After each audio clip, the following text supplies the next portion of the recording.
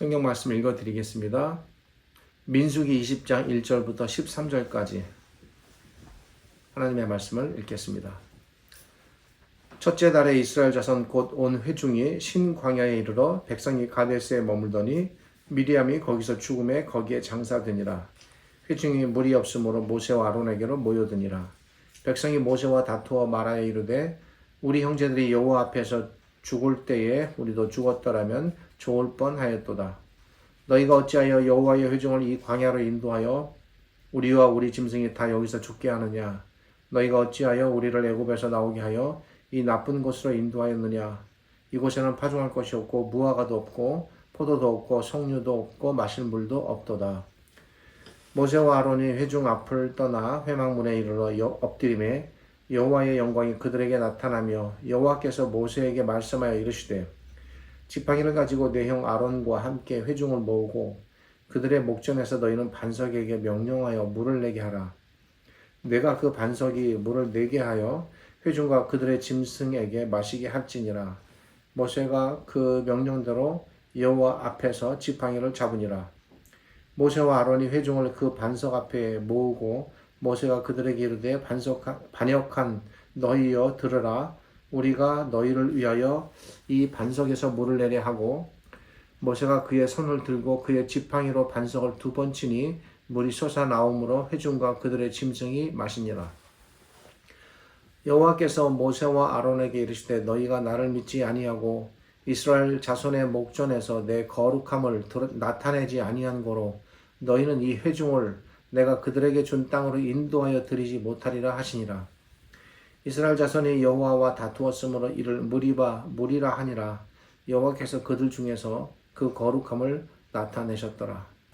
우리는 지난 주일에 이 본문을 중심으로 생수이신 하나님이라는 제목으로 말씀을 살펴보았습니다. 지난 주일의 설교 제목은 생수이신 하나님이었습니다. 오늘은 제목을 조금 바꾸어서 생수 대신 여호와 하나님이라는 제목으로 말씀을 나누고자 합니다. 이 본문으로 현재는 다음 주일에 한 번 더 말씀을 나눌 예정입니다. 다음 주일에는 다음 주일에 나눌 말씀에 맞게 조금 또 제목이 수정될 것 같습니다.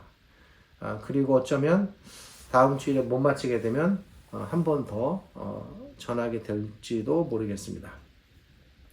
지난 주일에는 본문인 민수기 20장 1절부터 13절과 출애굽기 17장 1절부터 7절을 비교해서 말씀드렸습니다. 각기 다른 시대에 사건이 발생했는데 사건은 동일한 사건인데 시간과 장소와 관련된 사람들이 다른 사람들이었습니다. 지난 주일에 말씀드린 대강의 내용은 다음과 같습니다. 이스라엘 백성은 애굽에서 나온 후에 2번 광야에서 마실 물이 없게 되자 하나님을 원망하는 죄를 범하게 됩니다.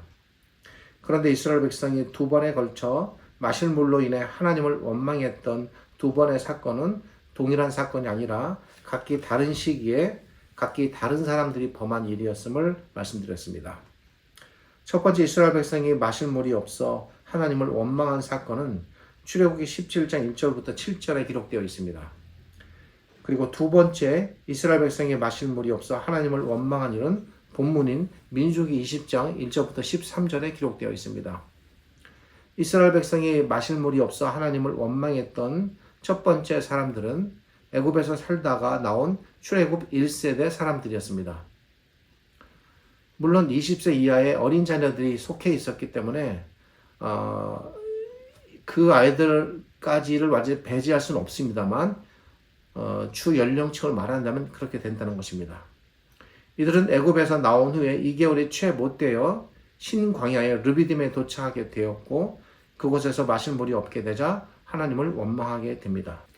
이스라엘 백성이 두 번째 마실 물이 없어 하나님을 원망했던 사람들은 출애굽 당시 20세 이하의 어린 세대로부터 시작해서 광야 40년 기간 중에 또 광야에서 태어난 사람들을 포함한 출애굽 2세대였습니다.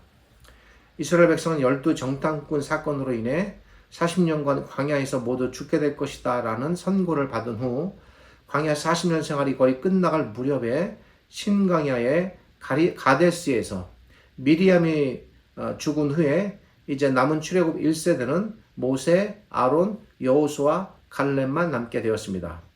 남은 사람은 출애굽 1세대 중 이들과 그리고 말씀드린 2세대 사람들이었습니다.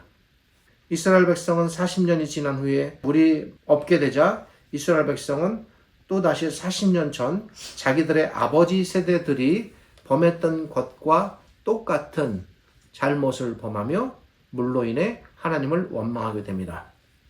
지난 주일에는 이 두 사건에 초점을 맞추어 말씀을 드렸습니다.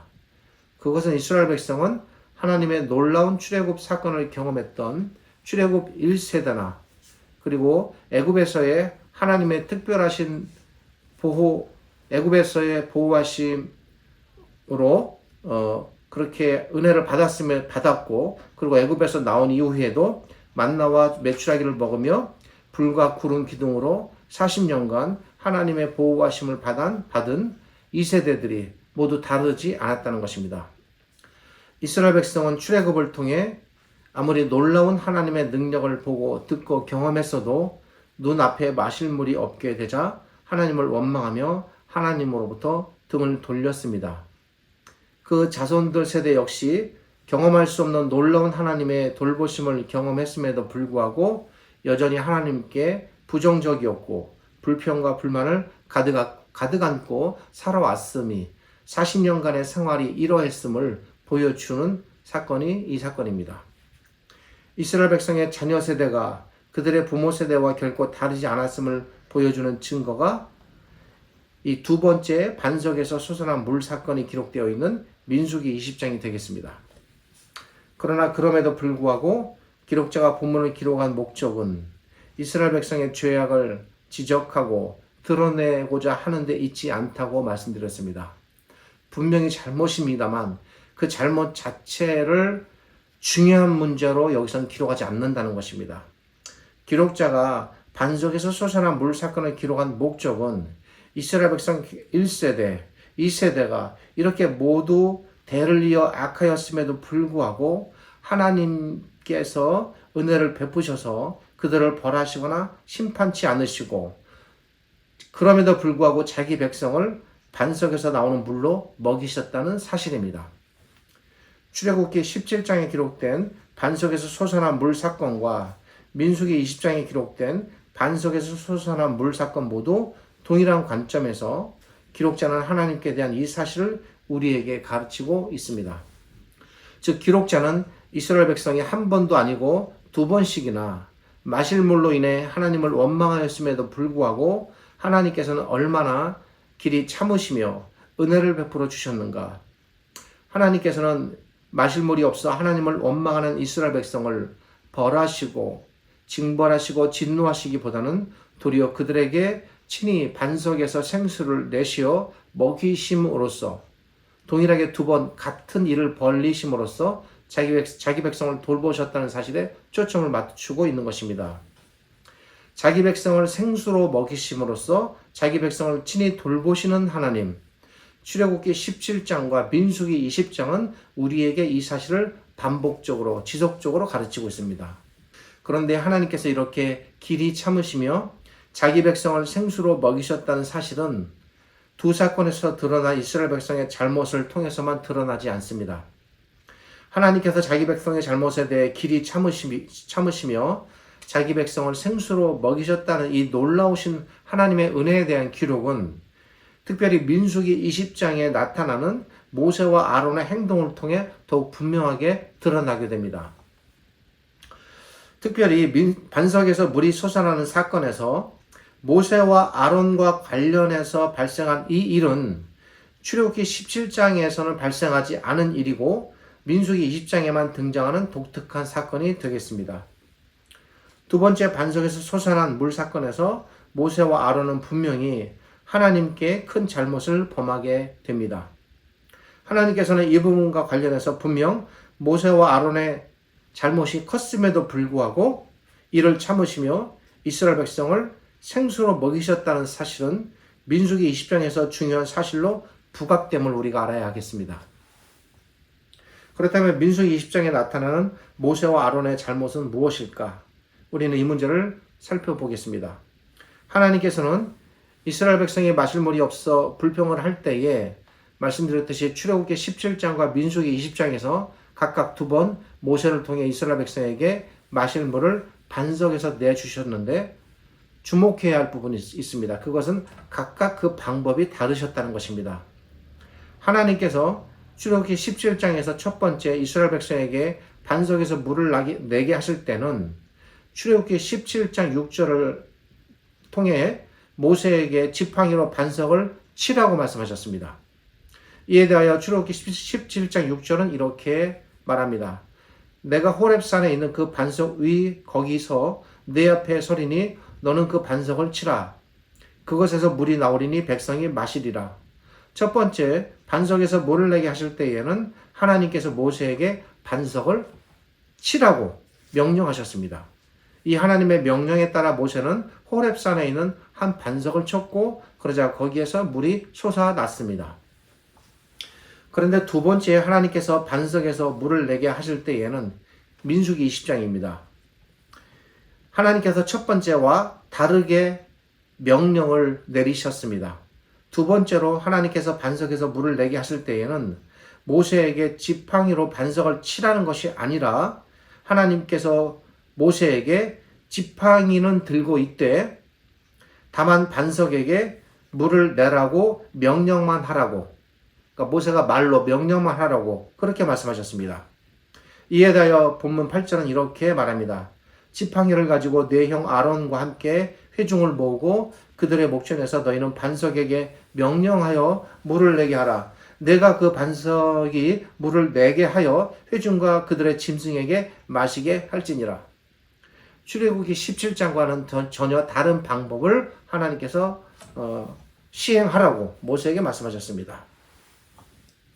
여기서 중요하게 등장하는 동사는 반석에게 명령하라는 것입니다. 반석을 치라는 것이 아닌 반석에게 명령하여 물을 내라는 것은 분명 출애굽기 17장과는 다른 민수기 20장의 기록입니다. 그렇다면 여기서 우리가 생각해야 할 부분은 왜 하나님께서는 출애굽기 17장과는 달리 민수기 20장에서는 모세에게 지팡이로 반석을 쳐서 물을 내게 하지 않으시고 반석에게 말로 명령만 하여 물을 내게 하셨을까? 이에 대한 질문입니다. 그것은 반석에서 물이 나오는 이적은 지금부터 이제 집중하셔야 되겠습니다. 매우 중요한 부분입니다. 모세나 혹은 모세의 지팡이에서 나오는 이적이 아닌 여호와 하나님으로부터만 나오는 이름을 친히 드러내시기 위함입니다. 우리는 이런 가정을 해볼 수가 있습니다. 모세가 첫 번째 신광야 르비딤에서 지팡이로 반석을 치자 물이 나왔습니다. 만약 이번에도 또 지팡이로 반석을 치자 물이 나온다면 이스라엘 백성은 반석에서 물이 솟아나는 일은 단순한 기계적인 일이나 또는 모세의 지팡이로부터 나오는 주술적인 일로 이해할 가능성이 매우 높습니다. 그것은 반석에서 물이 나는 일이 하나님께서 친히 이루신 일로 이해하기보다는 모세의 지팡이 혹은 모세로부터 말미암은 일이라고 이해할 경향이 매우 높습니다. 이것은 마치 반석에서 물이 솟아나는 일이 하나님께서 친히 이루신 일로 이해하기보다는 이 일을 기계적으로 이해하여 모세가 반석을 지팡이로 치기만 하면 자동적으로 물이 솟아나는 것으로 이해할 가능성이 매우 높은 것입니다. 같은 일이 반복되면 그렇게 인식이 되고 사고가 정착됩니다. 그렇게 추론해 볼 수 있을까? 그와 같은 이해가 있었습니다. 우리가 아는 놋뱀 사건입니다. 하나님께서 독사에 물린 사람을 살리시기 위해 누구든지 놋뱀을 보는 자는 살게 되리라 말씀하셨고 여기서 초점은 말씀입니다. 말씀. 그 말씀 때문에 사는 일이 발생했는데 이스라엘 백성은 그 말씀을 놓치는 겁니다. 놓쳤고 하나님께서 놋뱀을 장대에 달게 하여 보게 하여 낫게 하시자 그들은 낫는 일이 하나님의 말씀으로 말미암은 것이 아니라 놋뱀 자체에 있다고 보게 되는 생각이 그들의 마음속에 자리 잡게 되는 것입니다. 그래서 이 사건 이후로 그들은 하나님께서 낫게 하신다는 그 말씀을 잊어버리고 놋뱀 자체만을 쳐다보면 언제든지 뱀에 물리면 낫겠다라는 생각을 하게 되겠습니다. 그래서 노뱀 자체를 이제는 신으로 섬기는 그런 상태가 됩니다. 이런 원리가 모세의 지팡이를 통해서도 나타날 수 있는 것입니다. 모세가 지팡이로 반석을 치는 일을 통해서만, 이 행위를 통해서만 물이 나온다면 이스라엘 백성은 반석에서 물이 솟아나는 일이 하나님의 말씀, 또 하나님께서 이루신 일로 이해하기보다는 모세의 지팡이 자체에 있다고 믿게 될 가능성이 높겠습니다. 이렇게 되면 어찌 되겠습니까? 이스라엘 백성은 마실 물이 없을 때마다 하나님을 의지하기보다는 모세의 지팡이를 의지하고 모세가 반석에 지팡이로 내리쳐 주기를 바라는 그런 기계적인 그리고 미신적인 바람의 상태를 벗어나지 못하게 될 가능성이 매우 높습니다. 그래서 우리가 이 행간을 잘 읽어내야 합니다. 그래서 하나님께서는 반석에서 물이 솟아나는 것은 결코 모세나 또 모세의 지팡이 또는 그 지팡이로 내리치는 행위 그런 것들에 있는 것이 아니라 오직 여호와 하나님께서 친히 이루신 일이라는 사실을 나타내시기 위해서 이번에는 첫 번째와 전혀 다른 방법으로 반석을 내리치는 것이 아닌 명령만, 즉 말로만 함으로써 물을 내게 하신 것입니다. 그리고 또한 이 명령을 통해 하나님께서는 반석에게 명령만 하여도 물이 나오게 하심으로써 하나님의 능력은 모세의 지팡이나 또는 그와 유사한 어떤 행동에 의해 나타나는 것이 아닌 친히 하나님의 말씀만을 통해서 언제든지 초자연적으로 일어날 수 있다는 사실을 보여주시기 원하셨습니다. 잘 이해되셨겠습니까? 그리고 그렇게 하심으로써 하나님께서 얼마나 위대하시며 얼마나 능력이 뛰어나신 하나님이신가를 나타내 보이려 하신 것입니다. 그러니까 물이 없는 상황은 40년 전과 40년 후가 같지만 그를 통해서 드러내시려는 방법의 차이가 있는 것입니다. 자, 근데 문제는 여기서부터 모세의 행동입니다. 모세는 어찌했습니까? 모세는 하나님의 명령을 따르지 않았습니다. 모세는 마치 자신이 지팡이를 휘두르면 내리치면 자동적으로 반석에서 물이 나오는 것처럼 행동했습니다. 물론 모세의 마음속에 이런 생각까지 있었느냐 없었느냐를 우리가 확언할 수는 없습니다. 그런데 결과적으로 하나님의 명령대로 하지 않고 지팡이를 내리침으로써 사람들에게 그런 인식을 보여줬다는 여기에 문제가 있는 겁니다. 모세는 마치 반석에서 물이 나오는 것이 여호와 하나님으로부터 나오는 것이 아닌 자신의 지팡이에 달려 있는 것처럼 그렇게 보여지게 행동했습니다. 그의 마음의 의도까지는 의심하고 싶지 않습니다만 행동은 충분히 그런 행동으로 보인 것입니다. 모세는 반석에게 명령만 하라는 하나님의 말씀을 어기고 반석을 내리쳤습니다. 그것도 한 번이 아닌 두 번을 내리쳤습니다. 모세의 이 행위에 대해 11절은 이렇게 말합니다. 모세가 그의 손을 들어 그의 지팡이로 반석을 두 번 치니. 결국 모세는 하나님의 명령을 따르지 않고 자신의 생각대로 행동하고 그리고 하나님의 명령을 따르지 않은 잘못을 범하게 됩니다. 무엇입니까? 그것은 반석에서 물이 솟아나는 일이 전적으로 하나님께서 이루신 하나님의 일이라는 사실이 가리워지게 하고 반석에서 물이 솟아나는 일이 마치 자신의 능력과 그리고 자신의 지팡이로부터 나오는 일인 것처럼 이스라엘 백성들을 오해하게끔 하는 그리고 속이게 되는 이런 문제가 발생한 것입니다. 당시 모세의 이 잘못은 매우 심각했습니다. 단순히 말로 하라는 것을 말로 하지 않고 내리쳤다는 그 사실 자체에 잘못이 있는 것이 아니라 그로 인해서 발생되는 다른 여파적인 문제, 이것이 이제 문제가 되는 것입니다. 그렇다면 이러한 모세와 아론의 잘못, 즉 모세와 아론의 문제는 본질적으로 무엇일까? 그것은 모세와 아론이 하나님을 드러내지 않고 지팡이를 통해 자신들을 드러냈다는 것에 있습니다. 그리고 나아가서 이스라엘 백성으로 하여금 하나님이 아닌 모세와 아론 자신들을 더 믿고 의지하게 하는 쪽으로 나아가게 합니다. 그리하여 모세의 이 행동은 결과적으로 이 사건을 통해 이스라엘 백성에게 하나님은 가려지게 만들고 모세와 아론 그리고 나아가서 모세의 지팡이만 부각되는 이 결과를 낳게 되는 것입니다. 과연 그럴까? 뒷부분의 논리를 잘 살펴보면 그러했음이 드러나게 됩니다. 12절이 말하는 바 여호와께서 모세와 아론에게 이르시되 너희가 나를 믿지 아니하고, 여기서 믿지 아니하였다는 말은 과연 이렇게 이 문자 자체를 가지고 이렇게 해석할 수 있습니다. 과연 말로만 해서 물이 날까? 전에 어떻게 물이 났습니까? 내리쳐서 물이 났습니다. 그 말로만 하라고 하셨는데 말로만 해서 과연 물이 날까? 전처럼 해야 되지 않을까? 라고 생각했다면 가정해 보는 것입니다. 그래서 내리쳤다면 나를 믿지 아니하였다는 말은 하나님의 말씀을 믿지 아니하였다는 말로 성립이 되겠습니다. 이스라엘 자손의 목전에서 내 거룩함을 나타내지 아니한 고로 이 말이 바로 그런 의미가 되겠습니다. 이 12절은 설명드린 것처럼 모세가 하나님의 명령을 그대로 따름으로써 자신의 상식과 이해로는 말이 안 되겠지만 말로만 하라고 하셨는데 될까? 그래도 하라고 하셨으니 한번 해보자 라고 하였다면 따름으로써 하나님을 드러내게 되는 것인데, 모세와 아론은 그렇게 하지 않고 이전의 방식을 그대로 취했고 자신들의 생각과 자신들의 판단으로 반석을 2번 내리침으로 말미암아 모세와 아론은 결과적으로 하나님이 아닌 자신들을 드러내게 되는 결과가 되었습니다.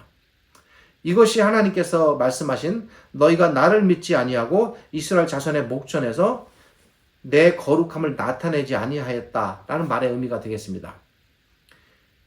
이런 모세의 의도는 본문에서 그가 한 말을 통해서도 드러나게 됩니다. 모세의 이런 모습이 10절을 통해 드러납니다. 10절에서 모세는 이렇게 말합니다. 모세와 아론이 회중을 그 반석 앞에 모으고 모세가 그들에게 이르되 반역한 너희여 들으라. 그 다음이 중요합니다. 우리입니다. 우리가 너희를 위하여 이 반석에서 물을 내랴. 여기에 여호와 하나님이라는 용어는 빠져 있습니다. 여기 등장하는 중요한 주어가 있습니다. 이 문장의 주어는 무엇입니까? 이 문장의 주어는 하나님이 아닙니다. 이 문장의 주어는 우리, 즉 모세와 아론입니다. 그리고 이 문장에 등장하는 목적어와 동사가 있습니다. 그것은 물을 내다라는 것입니다. 그렇다면 이 문장의 문법적 구조는 무엇을 알려줍니까? 그것은 반석에서 물을 내는 존재가 하나님이 아닌 우리, 즉 모세와 아론이라는 것입니다. 모세는 이렇게 말함으로써 마치 반석에서 물을 내는 실제적인 존재가 자신들인 것처럼, 그런 의도까지 마음속에 있었는지는 모르겠습니다만 적어도 이 표현은 그랬고, 그 결과 백성들이 그렇게 생각하게 하는 잘못을 범하게 되었고, 그것이 하나님께서 보실 때 하나님의 거룩함을 드러내지 않았다는 것입니다. 그리고 이러한 모세의 생각은 그의 행동을 통해 드러나게 되는 것입니다. 모세는 반석에게 말로 명령하라는 하나님의 말씀을 무시하고, 본문에는 믿지 아니하였다고 되어 있는데 무시한 것입니다. 반석을 2번 내리침으로써 방금 전 자신이 말한 대로 우리가 너희를 위하여 이 반석에서 물을 내랴 라고 말한 것처럼 실제로 자신들이 물을 낸 것처럼 행동한 것입니다. 따라서 우리가 너희에게 반석에서 물을 내랴 라는 10절과 모세가 하나님의 명령을 따르지 않고 반석을 2번 내리쳤다는 이 11절의 기록은 같은 맥락입니다. 매우 긴밀히 연관되어 있는 모세의 생각과 그리고 그 생각의 결과로 나타나는 그의 행동입니다. 그러니까 10절은 마음속의 생각, 11절은 생각의 결과인 행동입니다. 모세는 이렇게 함으로써 결과적으로 이 사건에서 하나님을 가렸습니다. 이렇게 함으로써 하나님의 영광이 나타나지 못했습니다. 그렇지 않겠습니까? 이렇게 함으로써 하나님의 모습을 보여주지 못했습니다. 그리고 그것을 하나님께서는 한마디로 표현하셨습니다. 너희가 나의 거룩함을 나타내지 않았다. 그러니까 하나님께서는 모세의 그 마음속의 미묘한 생각과 그 움직임까지 전부 다 알고 계시는 겁니다. 왜 또 그런 행동을 했을까도 다 아시는 것입니다. 모세와 아론의 이 잘못에 대해 하나님께서는 즉각적이고도 빠르게 판단하셨고 그 분명하게 처분하셨습니다. 현장에서 처분하신 것입니다. 나중에 시간을 미루어 뒷날이 아니었습니다. 그 현장에서. 하나님께서는 이렇게 말씀하셨습니다. 12절입니다. 여호와께서 모세와 아론에게 이르시되 너희가 나를 믿지 아니하고 이스라엘 자손의 목전에서 내 거룩함을 나타내지 아니한 고로 너희는 이 회중을 내가 그들에게 준 땅으로 인도하여 드리지 못하리라. 여기서 우리는 이 12절에 담긴 의미가 무엇인지를 생각해 보아야 합니다. 12절이 담고 있는 의미는 매우 분명하고도 뚜렷합니다. 이 12절이 담고 있는 의미는 두 가지가 있습니다. 첫째로 아무리 모세라 할지라도 하나님의 명령을 따르지 않는 죄에 대하여는 하나님께서 반드시 묻고 책임지게 하신다는 사실입니다. 아론은 말할 것도 없습니다. 모세는 분명 하나님 앞에 우리가 아는 대로 특별한 존재였습니다. 나면서부터 이스라엘의 지도자로 애굽에서 그들을 나오게 할 자로 선택받은 존재였습니다. 특별하게 부름을 받은 이스라엘 백성의 지도자였으며 그리고 또한 선지자였으며 나아가서 언약의 중보자였습니다. 그런 모세를 할지라도 하나님의 명령을 따르지 않는 것에 대해서는 분명히 책임을 져야 한다는 것이 하나님의 생각이십니다. 하나님의 명령을 따르지 않은 모세, 그 모세는 자신의 행동에 책임을 져야 했으며 그 책임을 지기 위해 모세는 가나안 땅에 들어가는 일이 금지되는 것입니다. 이 사실을 통해 하나님께서는 자기 백성을 가르치십니다. 세상에 그 누구도 설령 그 존재가 모세라 할지라도 하나님을 따르지 않는 것에 대해서는 책임을 져야 하며 징벌을 받아야 한다. 이 사건이 갖고 있는 그 옛날에 어떤 한 사건과 유사성이 있는 또 하나의 사건이 있습니다. 아담은 어땠습니까? 하나님의 명령을 따르지 않았습니다. 그 결과 아담은 어떻게 했습니까? 이게 전 반대의 상황입니다. 아담은 에덴에서 축출당하게 됩니다.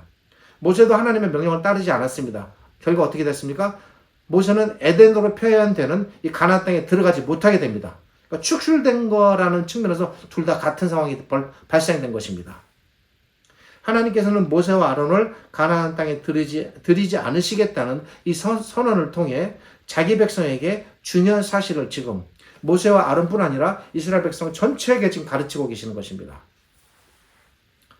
그리고 하나님께서 12절에 기록된 이 말씀, 여호와께서 모세와 아론에게 이르시되 너희가 나를 믿지 아니하고 이스라엘 자손의 목전에서 내 거룩함을 나타내지 아니한 고로 너희는 이 회중을 내가 그들에게 준 땅으로 인도하여 드리지 못하리라 하시니라 라는 사실을 통해 드러내시는 또 한 가지 중요한 사실이 있습니다. 제가 아까 두 가지라고 말씀드렸습니다. 또 한 가지가 있습니다. 만약 모세와 아론의 이 잘못에 대해 하나님께서 그냥 넘어가셨으면 어떻게 됐을까를 우리가 좀 가정해 볼 필요가 있습니다. 그것은 모세의 잘못된 행동 때문에 이스라엘 백성은 반석에서 물이 솟아나는 일은 오직 전적으로 하나님께로부터 나온다라기보다는 모세 자신의 능력이나 또는 모세가 가지고 있는 지팡이, 거기서 나오는 일로 이해할 가능성이 커지게 된다는 것입니다. 그러니까 하나님 편에서는 절대 이 일을 그냥 넘어가실 수도 없고, 그리고 시간적으로도 나중 일로 미룰 수가 없는 겁니다. 즉각적으로 거기서 해결하셨어야 됩니다. 그냥 그 옳지 않은 생각으로 생각의 방향이 틀어지고 나아가는 것을 그 즉시 막으셔야 했기 때문입니다.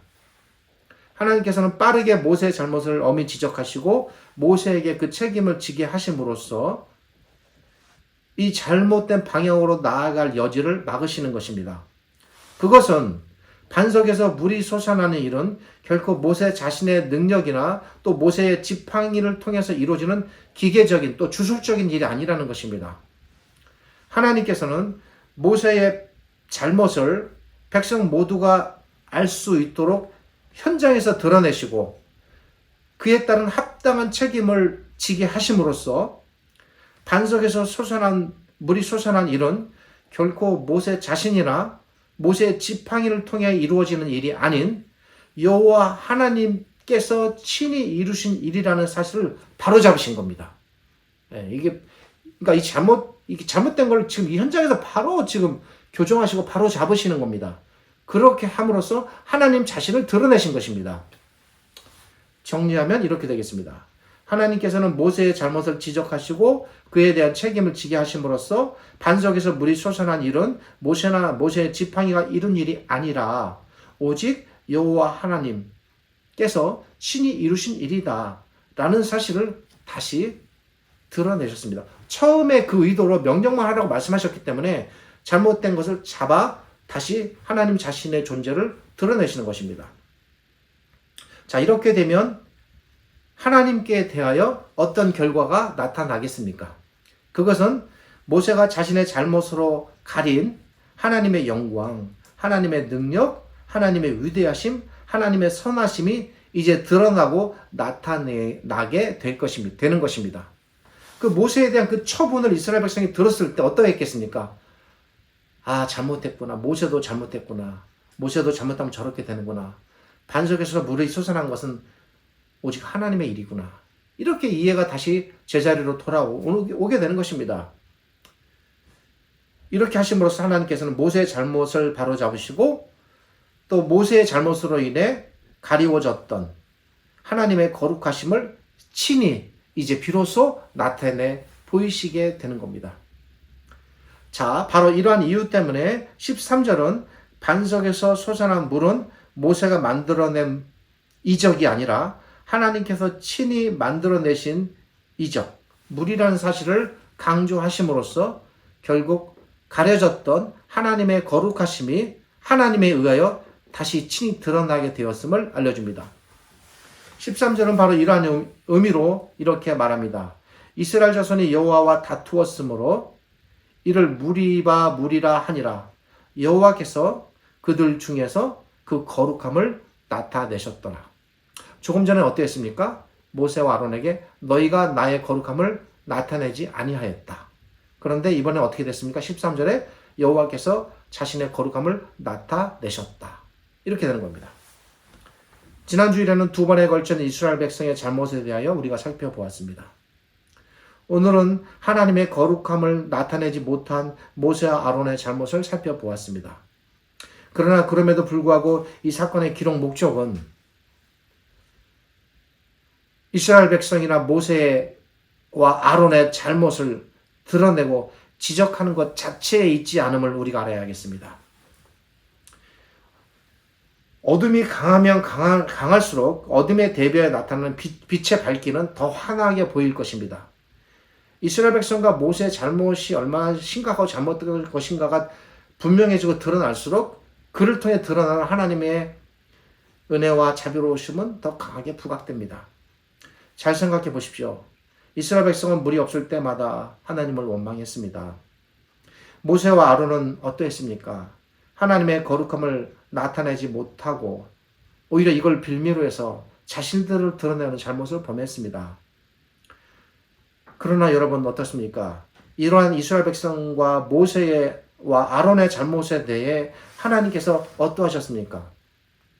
그것은 비록 이스라엘 백성이 잘못하고 모세와 아론이 잘못했어도 하나님께서는 그럼에도 불구하고 반석에서 물을 솟아나게 하셔서 친히 먹이셨다는 사실입니다.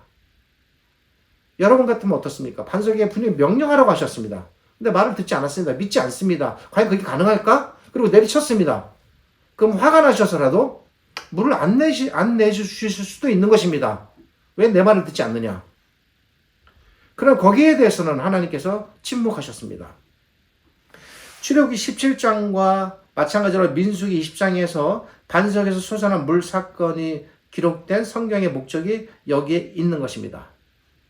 바로 다음과 같습니다.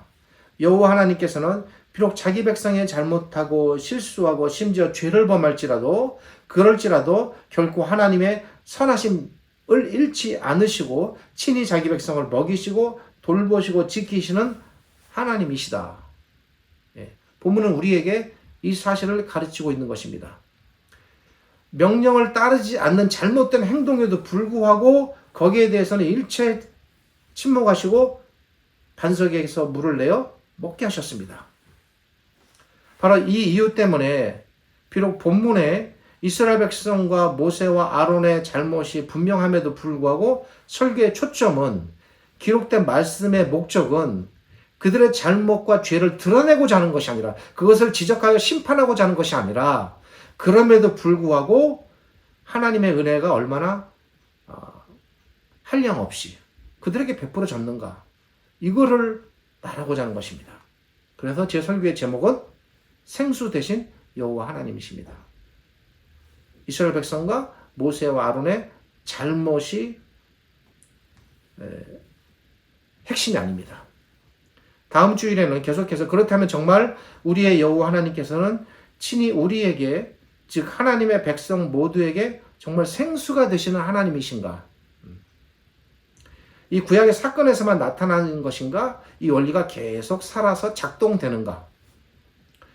이 부분을 우리가 출애굽기, 민수기를 거쳐서 구약의 다른 본문에서는 어떻게 나타나는가를 생각해 보게 될 것입니다. 그리고 그 다음 주에 가능할지는 모르겠습니다만 어쨌든 이어서 그것이 어떻게 신약을 통해서는 이 하나님께서 이토록 자비롭게 자기 백성을 생수로 먹이시는 이 일이 신약을 통해서는 어떻게 발전하여 나타나는가까지도 우리가 살펴보게 될 것입니다. 기도하겠습니다.